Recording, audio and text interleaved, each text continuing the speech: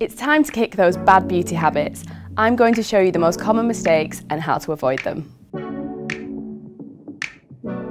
This is a very common makeup mistake.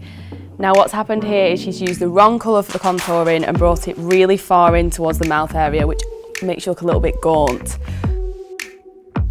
So to avoid this happening, we're just going to take the same foundation that we've used, one shade darker. I'm going to start from the centre of the ear. I'm just going to work this in little circular motions. So I'm just coming further in a really small amount. We just don't want to take it too far in.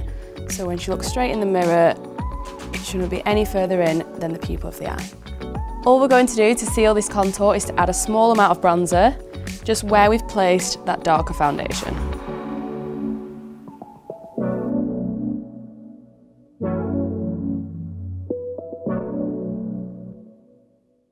Bushy brows are a really big trend, but it's so easy to go wrong. So firstly, what's happened here is we've just over-applied with product. We've taken it a little bit too far in, elongated it way too long. So with a few simple steps, we're going to make it look a lot more natural. So we're going to start on the arch of the brow, making sure we're not going to over-apply. If we start over here, it all gets really heavy and a little bit blocky. So we'll start in the arch and we'll just add tiny little brow strokes. And then when we come to do the centre of the brow, Anna's brows are amazing anyway, so we don't really need much product here. So we're not going to put any more product on the brush and we're just going to push upwards.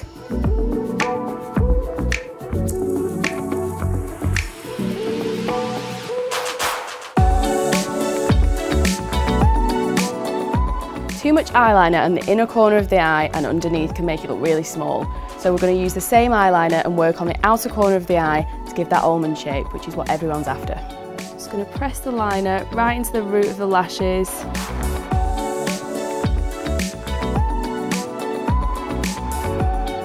I'm going to take our little brush and we're just going to smudge that in.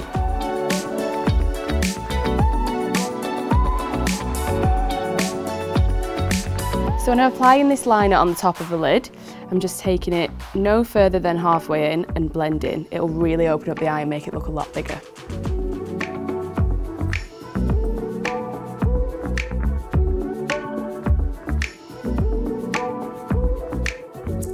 Now matte lips look amazing, but it's really important to prep and prime the lips. This is one of my favourite lip exfoliators and it's great because you can do it yourself. It's really important to exfoliate the lips before using a matte lipstick, especially with a statement colour. It gets rid of all the dry skin and gives you a really nice smooth surface.